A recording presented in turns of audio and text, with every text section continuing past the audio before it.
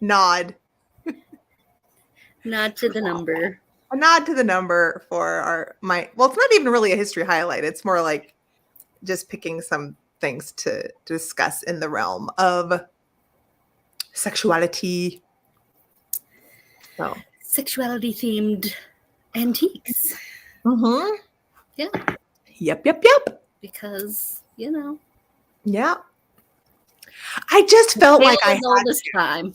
Yes. Not only. Exactly. Tale as old as time. But I told Angela, I said, once I didn't even realize, once I saw that I'm typing in, because I usually will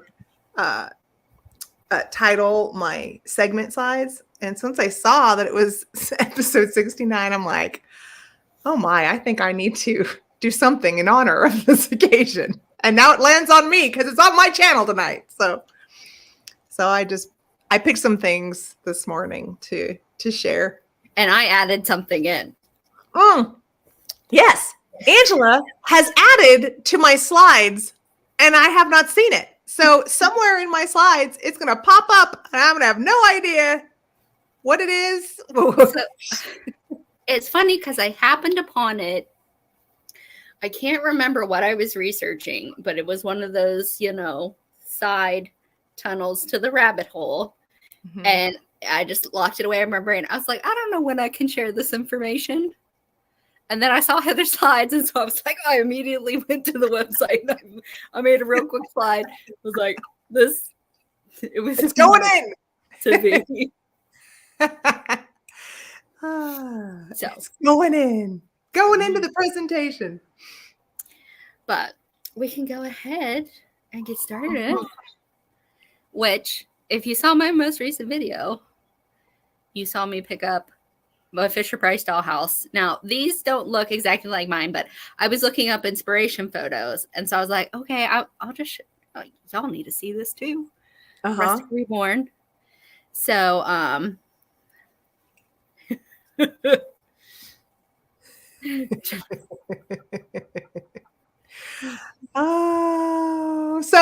so the video I have not yet seen shows what you did with your dollhouse? No, it just shows me finding the dollhouse. Oh, okay. I've started work on it, like very basic. Like I ran out of spray paint though, so that video is in process. But yeah. So I found a lot of examples. I just picked out a few. So if y'all want to do the same thing, feel free, because there's so many styles you could go with, so many ways you could take it. Here's a smaller one, easier for you to manage. I think that's like a Little People's. That's what it feels like. Mm-hmm. And then this is similar to mine, but mine has like mansard roofs, and then it opens. So I think this was a different year. Same company. And then it doesn't just have to be Halloween, because in my one crafty group, somebody shared this a while ago, but they've also turned them into gingerbread houses. That's adorable. Because has anybody ever successfully made a gingerbread house? Because I haven't. I have never tried. I tried. Did you? I even ordered a gluten-free gingerbread kit, and I got real sick that Christmas. And I don't know if it was due to the gingerbread or oh no. But and mine just, it wasn't sticking together. And plus, if you want to display it won't be edible by the time you're done with it. Yeah. But if you do this, it will always be good. Yeah, it's really. I sent it. My cousin's a photographer, and she does like minis. And I was like, this would be a great like display. Like the kids could act like they're icing it. And you don't have to worry about it getting ruined. Yeah. So super cute. What did you? Oh, Gabby, why am I not surprised? What'd she say? She won first place in her county for her gingerbread house, I'm guessing. Oh my gosh. She's just as gifted. Well, have you seen Christine McConnell's like giant gingerbread house? Mm-mm. there's a video where she does this giant. I want to say it's a gingerbread version of. Not her house. I think it was for a hotel or something. Oh, okay. But in the Netflix show, I'm guessing. No, I think it's on her YouTube channel. Oh, okay. Yeah. Oh, and then her dog. Gabby just said her prize-winning gingerbread house got knocked over by the dog. Of course. Yeah. And then you still have to love them because they just look at you like. Yeah, but if you do it with one of these plastic house, it was for the Winchester Mystery House. Oh. So. Okay. Denise is saying, whoops. Oh no, I just tried clicking on Denise. I hope you're still there, Denise. And she said hers kept falling apart. I think I almost timed you out by accident. I hope I did not. So I think I would actually like to find another smaller one, like the one on the right, and do a gingerbread too. Yeah. Because why not? Right? Well, exactly. You know, a lot of these things just get thrown away. Once they lose all their internal pieces, people don't really want the houses anymore. So yeah, I think that's interesting. She didn't use frosting. She just used hot glue. Well, I think like if I had tried caramel or something like that, it probably would have stuck together. But I am terrified of burning my fingerprints off with liquid sugar. So yeah. Okay. I picked, I think, 2 celebrating collections. And the first was... Mine shoved in the middle of yours. Oh, okay. Were these just these very Italian, German-looking cherub heads. So some of these pieces I think you do get off of furniture and things like that. And other ones, I think they were just made like this. Mm-hmm. But I love these. And I want wood or resin. I want to find one. I'm pretty sure they're wood. Do I think resin ones exist? Like replicas? Absolutely. Mm-hmm. From the 90s? Absolutely. But the ones that I find, I'm pretty sure they're vintage to antique. I mean, the one on the left, that's beautifully painted. That's got to be wood, right? But the crackling on that one, the one with dark hair? Uh-huh. I wonder if she's repro porcelain. Oh, I don't know, but I really like them. They're cool. I really like them, and this is a collection I would pursue should I have the opportunity. Okay. Okay. So my collection, I went back down my weird collection rabbit hole.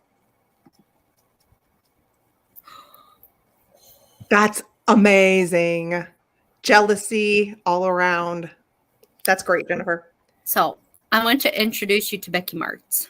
She's in her 70s. I think she's 72 now. When she caught the interest of companies involved in this endeavor, she was just 70, and that was in 2020. So she's 72, 73. She's a proud collector of 24,099. Do you know what it is? Can you tell? Are they bubble gum wrappers? Mm-mm. Even more ephemeral than that. More ephemeral.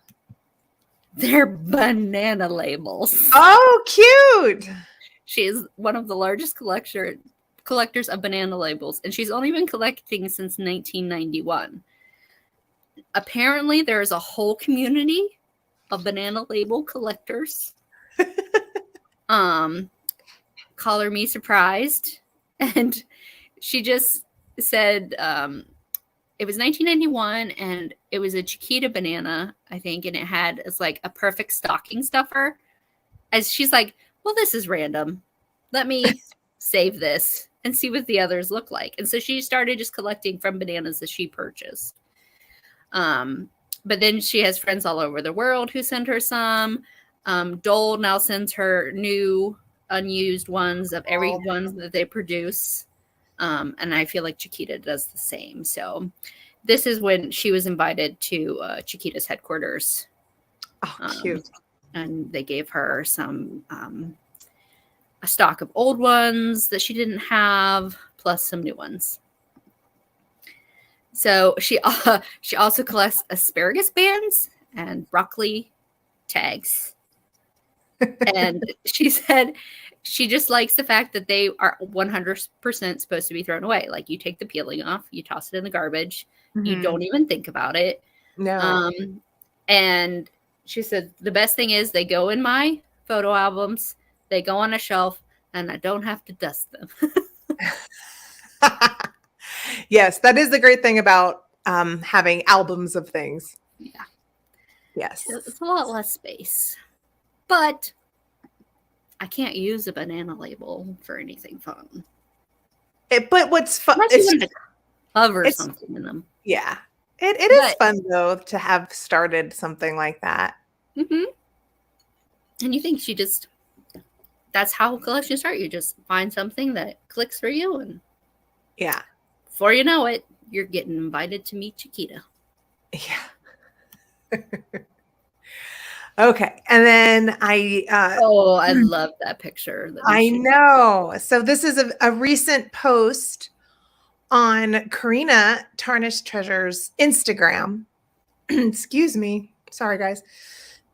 But I'm thinking most of them are mother of pearl brooches and rhinestone brooches, but some of them might possibly be buttons turned into brooches. Either way, this is a nice collection. So I guess technically it's kind of like putting two collections together, mother of pearl and rhinestone, but it was such a great picture. The collection behind there. Yeah, the collection looks so great together on the drawstring bag. So I wanted to share her collection that she shared. Remember that little crochet basket I got at the last dollar estate sale? Just a little. I now have. I don't remember. My brain. I want to take all my flower brooches and figure out a way to make them like the flowers in the basket. Oh, maybe like put a flower frog in the opening of it. Maybe. Like a spiky flower frog. Today has been a day full of ideas for me. Mm-hmm. Some of them insane, but we just go with the good ones. Works for me. So my media must is way out in left field, but Sola Awali is somebody I have loved since she was on Bon Appetit's YouTube channel. During the pandemic, she started doing this mystery menu with New York Times Cooking in her home kitchen. And I started watching it then. Now there are just 18 episodes. This isn't a long, involved playlist if you want to watch it. But they give her a mystery ingredient, and she has to make a dinner and dessert in an hour. So with Oreos? Yes. She made a dinner with Oreos? Yes. Wow. And in you'll see in the first 3 episodes, it's just her, but her husband is also a chef. So she would be like, Cam, can you help me do this? I only have an hour. And I'm like, but then when they moved, because now they do it in New York Times' cooking studio, now that the pandemic is over. But she and her husband's name is Ham. They do it together, which makes it much easier. Mm-hmm. But if you like cooking, if you like, out there ideas and like watching people who are really good with food, like their thought process, it's a fantastic watch just to have on in the background. And they just had their first baby. So. Oh, cute. Yeah. They're an adorable couple. Aww. My second media must is Jen Burns' art. So she makes these glorious, quirky, weird brooches featuring eyes. Also earrings. But she makes these, and they're just fantastic. She has an Etsy, as you can see there. It's just etsy.com/shop/ginsburnsart, but she's also on Instagram. So if you want to scroll through, plus she has people who wear her things. That I just felt this was perfect for spooky season because, I mean, Wow. Yeah. she's got all kinds of insects that feature eyes, and necklaces, and her prices are very reasonable. So if you love one of these, you can get one without breaking the bank. I really like that. The lavender colored eyeball. Those earrings. So pretty. Yeah. Just the fact that it's that beautiful lavendery color. Yeah, I tried to Does she source the glass eyes somewhere else? I don't know. I don't know if she paints them or she sources them. I couldn't find anything that said specifically. Gosh, the brooch on the top. I guess it's a brooch. I guess it could be a pendant too. Yeah. But I really like the one on the bottom right. Bottom there was right. another colorway of that too that had a bunch of different colors.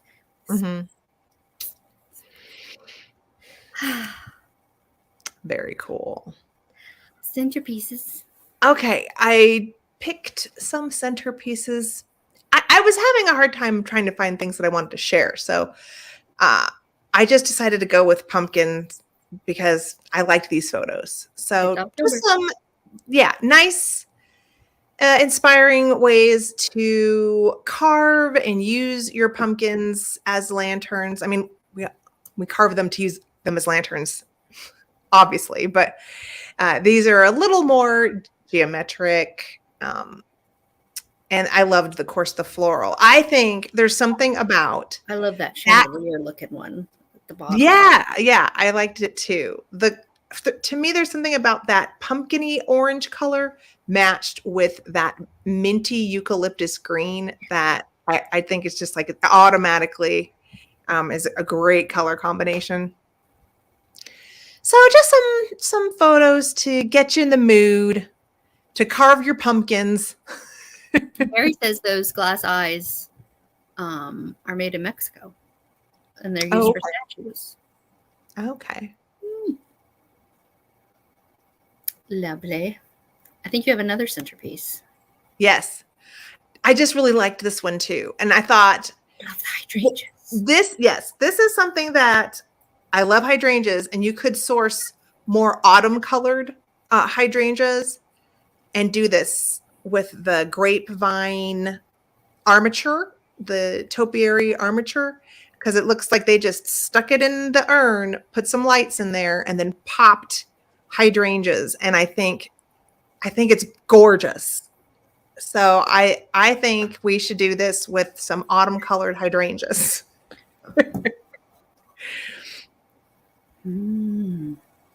I mean, and if you're not a hydrangea fan, right, you could do other things. You could do other things. But I do love that big planter. Yeah, I just really like hydrangeas. They're doing it for Christmas. Yeah, it might be. Or no, there's like 3 Marys there. Okay. I don't know. It could be for Christmas. Oh no, there's a Joseph. I just liked. It's pretty. I liked it. It's one of those things like once I've seen it, then in my head I go, oh, okay. So now if I see one of these grapevine things at the thrift store, I'm going to grab it because I know what I want to do with it. You know what I mean? Yeah, it's like a topiary base. Perfect. Yeah. Yes. Sometimes I just need a vision in my head. And I didn't find a lot. Oh, did I delete the inspiring interiors? I must have accidentally deleted it. I just saw this. Yeah, it's fine. But I have not found any new interiors that are different from things I have already selected. So I'm having a hard time. But I did decide to share this one specifically because of the tile work. This is one of those things where in my head, I think I would never do this. But then when I see it in this kitchen, I approve of it. So it's an example of using like hand painted tiles in multitude where normally I would not do that. But I like it. So I like seeing things where in my head I think it wouldn't work, but then I see it in another example, and I think, oh, I like how it works in that house. They also use hand painted tiles on what's that one chateau YouTube? How to renovate a chateau without killing your partner. Oh, I haven't watched them in ages, but yeah. Sometimes they pop up and I catch up. But she painted all the tiles that they used in their kitchen remodel. Oh, really? And they're blue and white. Did she have a lot of them like this? Did she do a lot? It's all their like above their range cooker in that recessed old hearth. And it's lovely. Yeah. So just prepare yourself. All of October is spooky season. But if you're not into super spooky, I really, really love this tablescape because of the white and silver and gold. You know, unless you look closer, it doesn't look super Halloween-y. But here are some of the details that, you know, she used her existing, you know, decor and then just added bits here and there to make it Halloween. I love the white pumpkins with the crows. Those crows or ravens? Blackbirds. Blackbirds. The spiders crawling up the wall. I just thought it was fresh, pretty, which you don't always think about with Halloween. And I really loved her mantle. All the different mirrored / Mercury candlesticks. Tucked in the black butterfly and some extra spiders. Yeah. And the soft, like that very soft peachy orange. Not an in-your-face Halloween tablescape. Okay, so I chose. Speaking of Christine, I chose a tablescape that she did for Halloween from 2 years ago on her YouTube channel. Just because I thought I'm going to do it because it's still good. Doesn't matter that it's from 2 years ago. But what's great is very similarly, not traditional Halloween colors. She used, I think, either what she had or she just chose non-traditional on purpose. But very feminine, and then she had accents, and you'll see a really cute napkin design to kind of bring in more of the whimsical kind of Halloween flavor to it. So basically what she got was the Bordello Pinheiro lettuce and green majolica style plates, and the pink satin glass. You can kind of see the silverware or in the cream and sugars there. I love those Fenton bubble at the top. Yes, and the Fenton bubble shakers. But what she decided, she wanted the pink elephant to be her theme, I guess, for her table. So each place setting got a different pair of elephant salt and pepper shakers. I remember this video now. Yeah. And she made that little green name place card to go on there. And then here's the napkin. So you can see it's literally pink and green. I mean, you'd think, okay, this is a spring table, but she does this awesome napkin design that looks like a bat. Folding. This is actually the video where I was like, okay, I need to find pork couteau. Okay. Is that the knife rests? Yeah. Yeah. So, and then of course the little snake napkin ring, just like the little touches. It's one of those things of you can just use whatever you have, but maybe you find one extra little touch that's going to give your table a theme, and then just tie it all in together with a cool napkin fold. I thought it's still very inspiring to me. Oh, so that was all I had. Sorry. Oh, no problem. So my inspiring interior, so a friend of mine sent me the link to the Christie's auction that they're hosting for this homeowner's possessions. And this is the home of Anne and Gordon Getty, a la the Getty Museum. And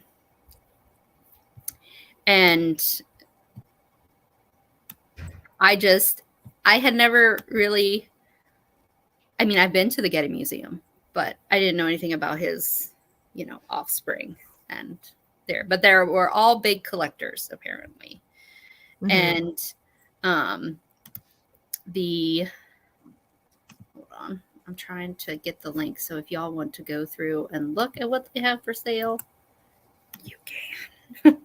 There's an online auction starting October 10th. But she was a maximalist for sure. And when her kids moved out, she told her husband she needed a bigger house. So I'm going to go shopping, babe. I need a bigger house.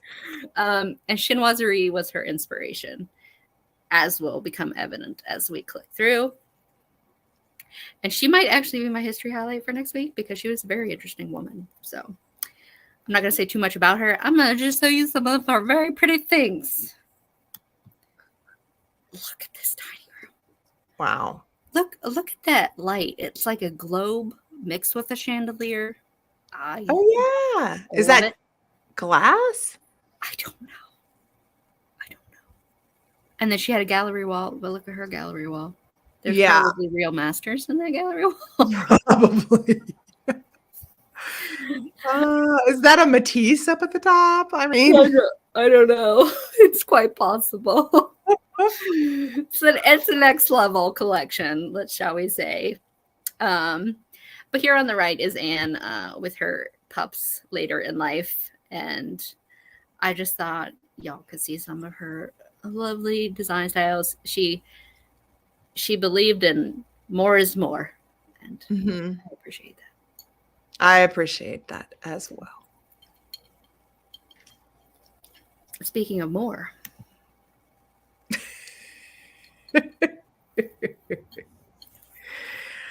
Are you ready? If you are not of age, you must leave the chat.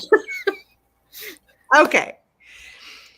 So, as I mentioned at the beginning, in honor of our 69th episode, we're going to talk about sex, antiques, and collectibles.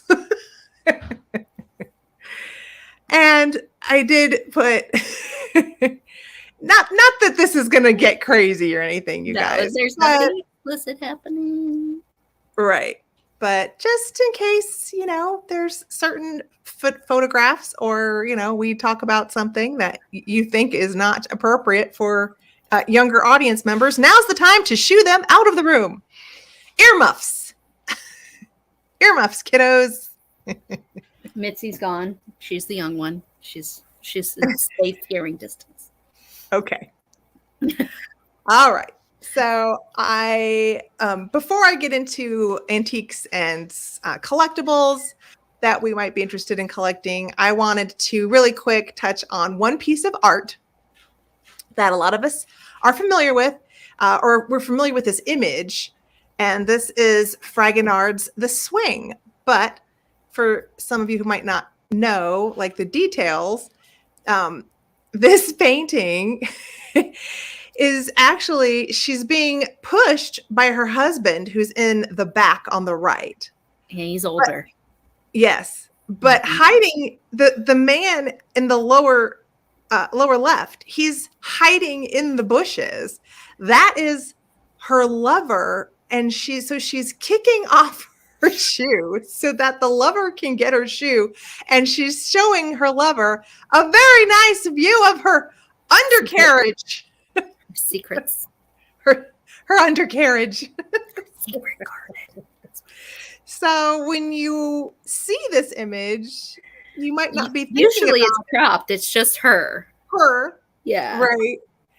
But this painting is actually about an extramarital affair. So I want to print up this now. So yeah, just a little bit of art. And so now I picked some things that some people collect.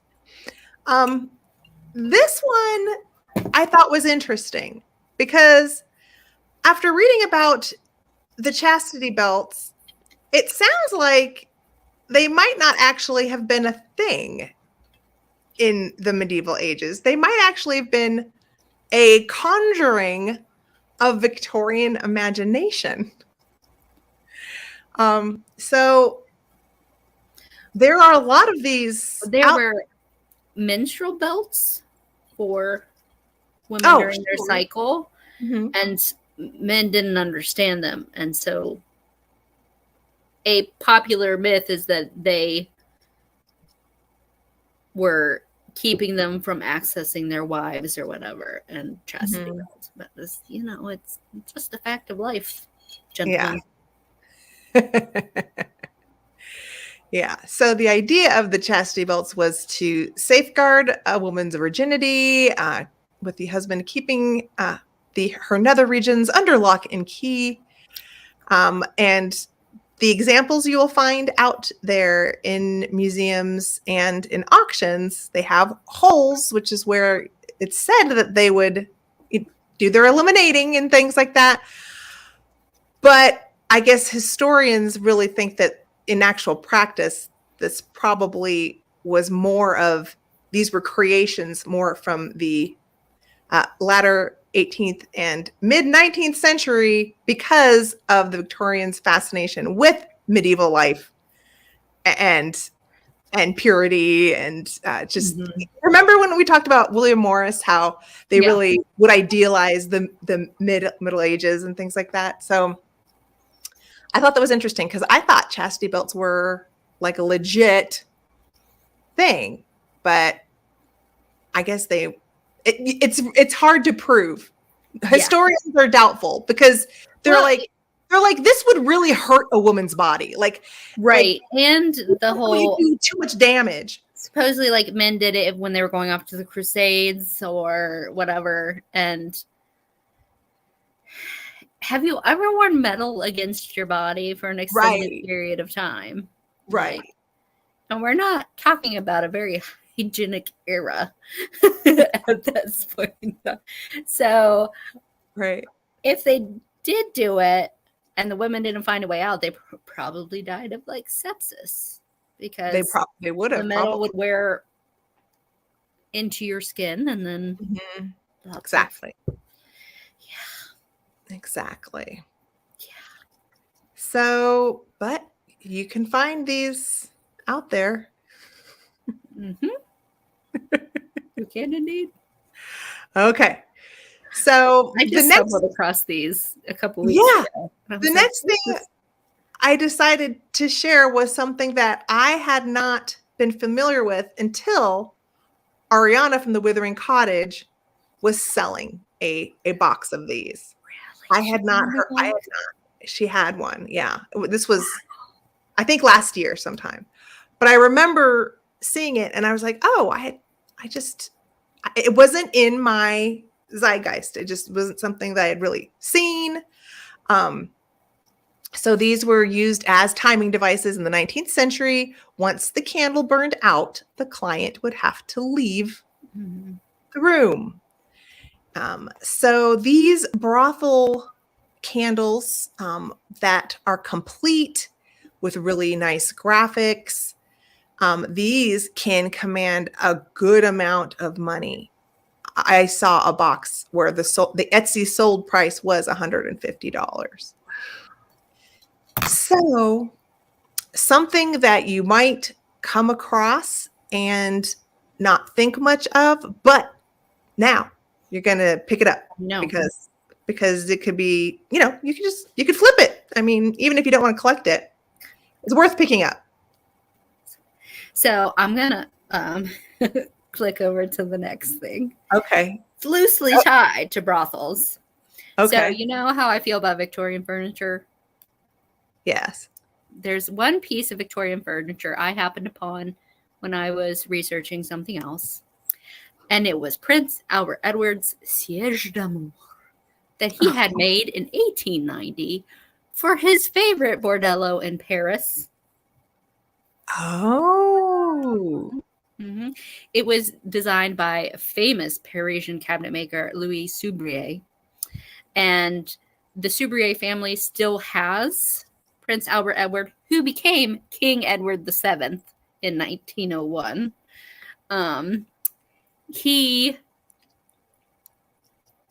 So the cabinet maker retained ownership once it left the bordello.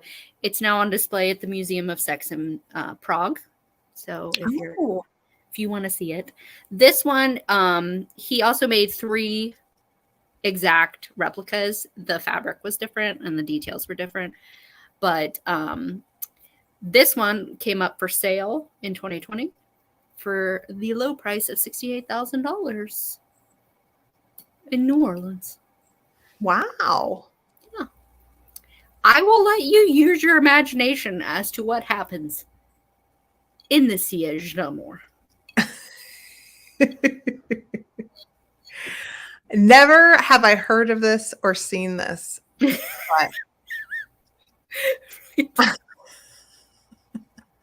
Those Victorians. Not as repressed as you think. That's good point. Yeah, good so point. this is Victoria and Albert's son, who became King Henry VII. Wow. Okay.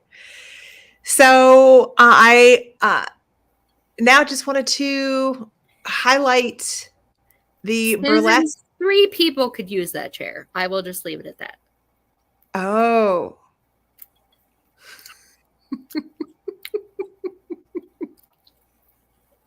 There were pictures with drawings, and I was like, that's too much. I'm going to let you use your imagination. Karen says there's a channel that covers the chair in detail. So, oh wow, okay, yeah, find that one. Yeah, you can if there's anything on here you want to do deeper research on, you go ahead. So another fun collectible that I decided to highlight are the turn of the century burlesque postcards and cabinet cards, just because now these aren't particularly racy for our day, but I mean, back then women showing their legs like this their was not ankles even. Yeah, that was not common. So I think these sorts of cards were very provocative at the time. And some of them are actual, I guess, famous dancers. This one in the middle, I don't remember her name, Martha something. But definitely something, if you were to come across one, I would pick it up. And I think they range in value depending on collectors, what they pick it up for, what they're willing to sell it for. I just think these are fun because I like pictures of dancers anyway and costume. So I thought this would be a fun collection to pursue, maybe. I think it's funny they're all wearing shoes. Well, they're dancers. I know, but like in terms of like risque photography, they left their shoes on. Yeah. Oh, Karen has a few of these. Yeah, you can find them. I think there's something about them I like. I think they're lovely. Yeah. And a little more accessible than a lot of the other things I was picking. Yeah, I don't have $68,000 to drop on a chair. So. Yeah. But that actually seems cheap considering it, And the antique store that sold it, it's no longer in their inventory. So somebody bought it. Do you think they shined a black light on it?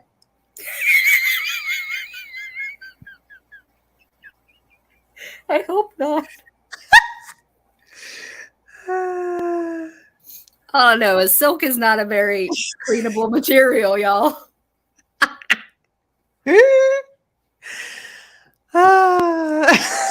Sorry, Gabby.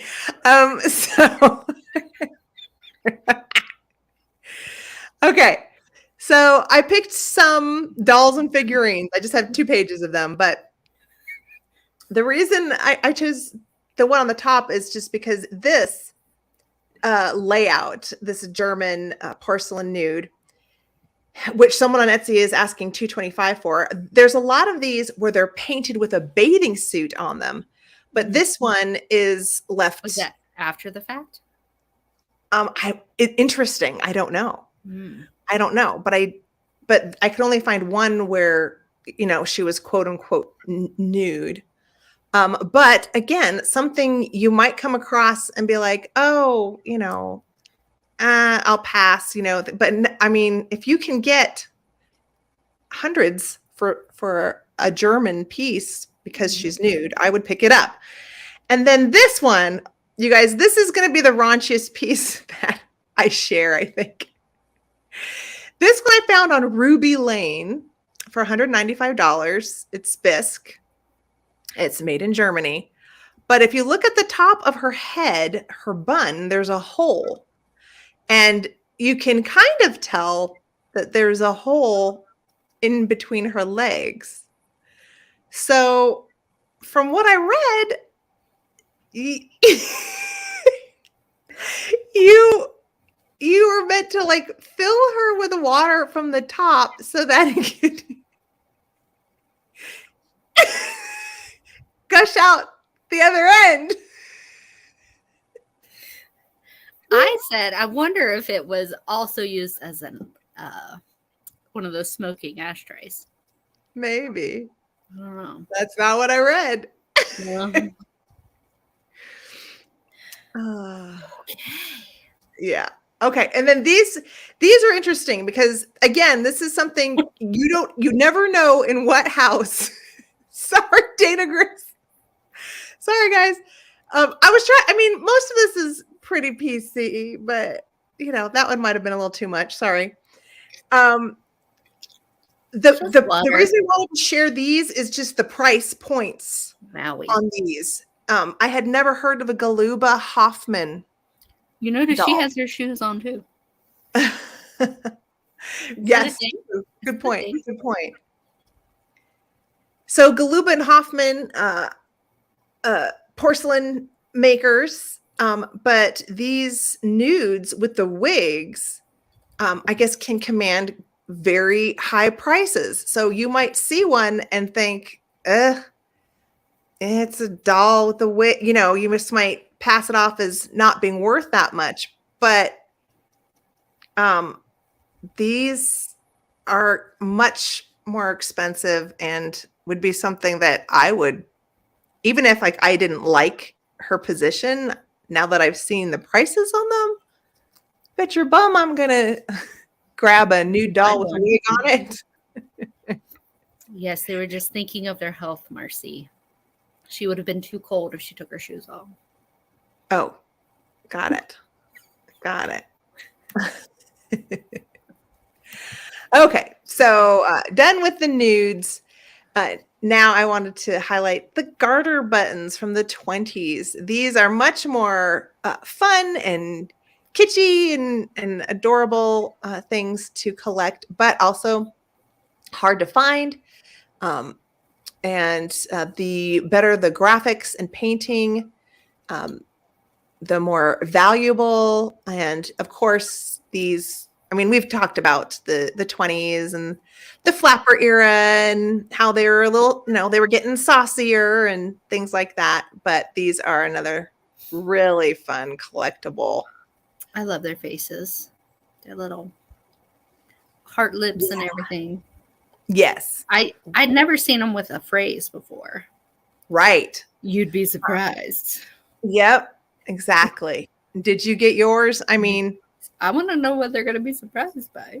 Right. That, and those were meant to raise eyebrows, I think, for sure.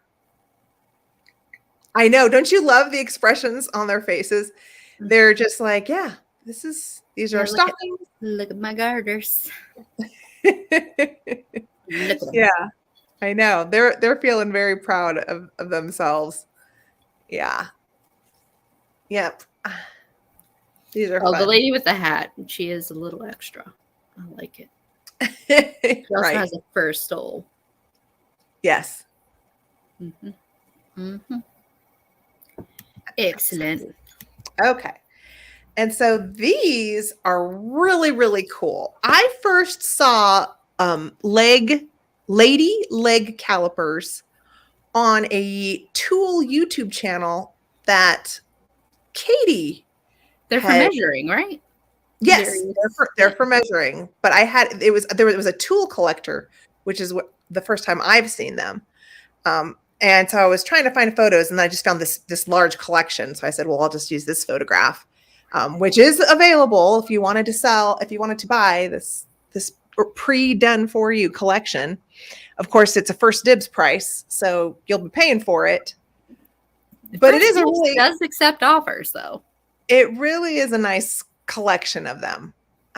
So another realm that if you hadn't seen these before, you might not think much of it, but these leg calipers are very collectible and desirable. Very cool. So yeah, something just in case you come across one. Now, the ones without the arms, I guess they use the tips of the feet. Oh, yeah, I think they would just, do this. Yeah. So, and there definitely are modern people who are making modern versions of these. So, if you just want to make sure, if you are buying one, you want to be aware if this is something that a modern metalsmith has made or is from 100 years ago, Right. Now I'm going to have to start rummaging through tool bins. I know. After I saw that tool video, I do to look for tools that I need, but now need calipers. Hey, Jane. She says, for the sexy engineer. Or carpenter.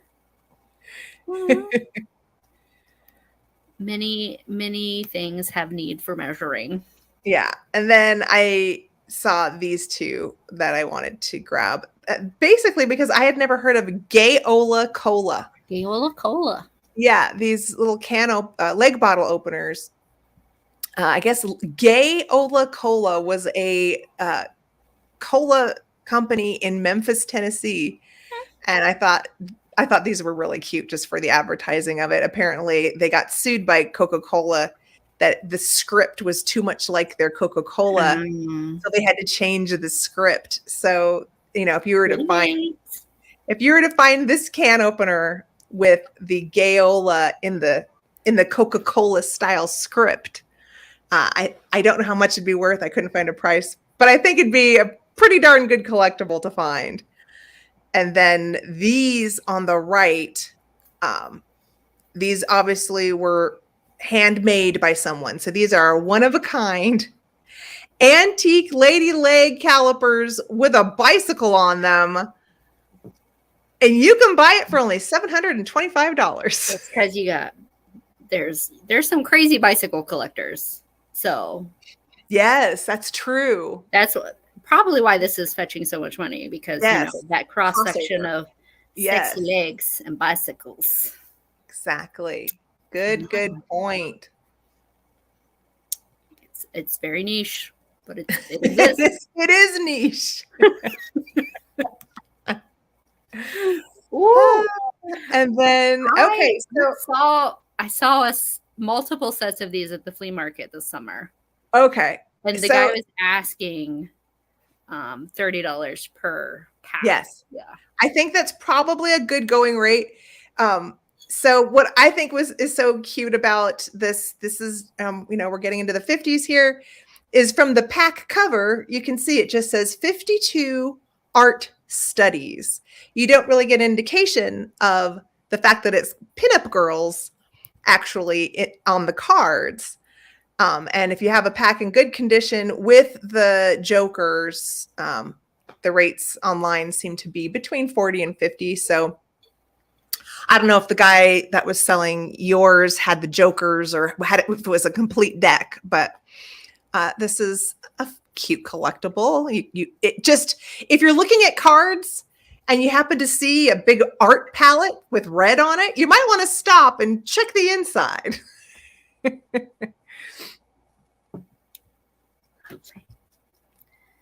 Jane is missing the Queen of Spades. Oh. Okay. And then this was the last slide of collectibles in the sexual realm that I decided to highlight. Naughty lithophanes. So I think most of us have seen these, but you can find them in the German steins, and you can also find them in the Japanese dragonware. Sometimes you will just see a face, but the full nude lithophanes definitely would fit if you wanted to have a collection of naughty, sexy. What was in the stein we found at the Glass Museum? I don't know. Do you remember? Laura bought it. I don't remember. Her doggy had surgery today, so if you could send happy thoughts to Morty, please do. Oh, happy thoughts, Morty. Yeah, and for anybody who doesn't know, these are on the bottom of the stein or the cup. Yeah, so you have to hold it up to the light. Once you finish it, yes, and you look at it through the light, then you'll see these. Right. Then you'll see the secret. I had a dragonware cup and saucer, and I sold it, and it's the only one I've ever found in the wild. Mm-hmm. Someday I'll find a set. Yeah. Someday. Well, there you go. There's my ode to sexually related collectibles. In honor of our episode. I just like it better in French. It sounds more intriguing. Yes. Everything in French sounds more intriguing because it's wrong. Nate, do you need to see the chair? Somebody was telling Nate about the chair. Oh, okay. Yeah, show him the chair. Okay, let me get back to it. Okay, you can add it now. Okay. Use your imagination. The siège d'amour, Nate. But we can go now. So I do have a favorite thing that I brought. Speaking of things glowing like uranium glass, my parents enabled my addiction for my birthday, and they got me this lovely 1920s Ellie Smith compote. Beautiful. Oh, look at the design. It's very Art Nouveau meets Art Deco. Mm-hmm. And I thought that these lines felt very spiderwebby, so very appropriate for the season. And she blows. Oh, yeah. Like crazy. I love the design on it. The design is great. The whole edge, all of it. That's beautiful. Yeah, let me show you the top. It's not a super deep compote. It will be perfect for holding chips. Perfect. For a Halloween do. Or really anything. I might put my apples in it. I don't know. Great apple compote. And then I do have, well, what do you have coming up this week? Oh, okay. Well, the main thing that I wanted to highlight is, whoops, how do I get, no.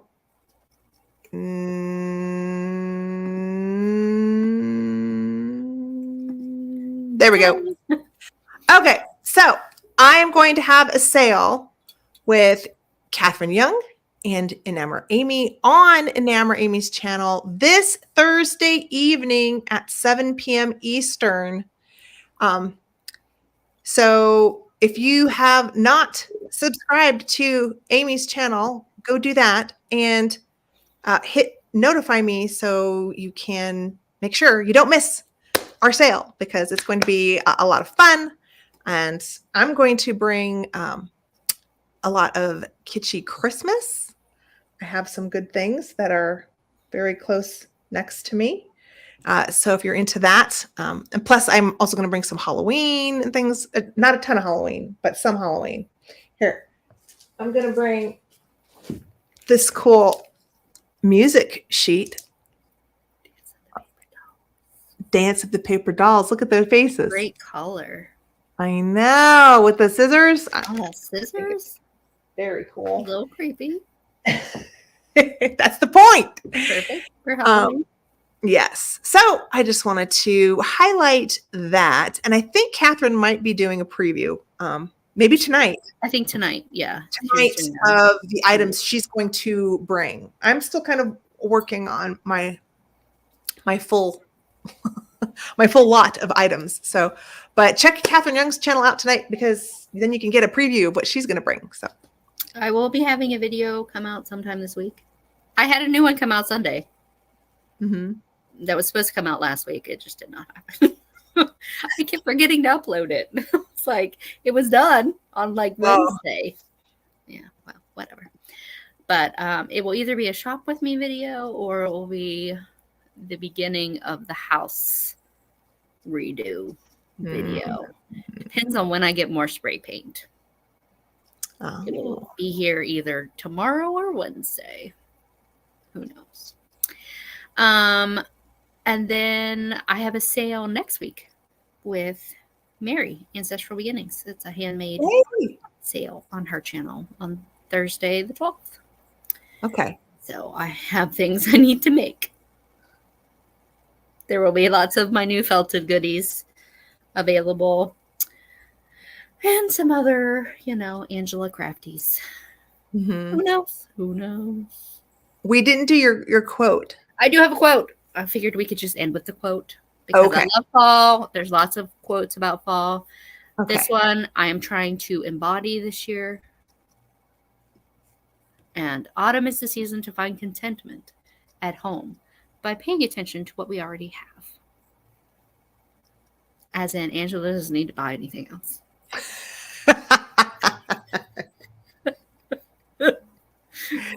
Perfect. Okay. Susan thought I said shoplifting video. No. Always pay for everything. Except sometimes, no. The dollar estate sales, it feels like a shoplifting video. Oh my gosh. Yeah. That'd be so fun. I really hope they have another one soon. Yes. Very fun. All right. I hope everybody has a fantastic weekend. Thanks everyone for coming in. Yes. Have a wonderful week, guys. Great week. We'll see you. Love you guys. Next week on my channel. Yep. All right.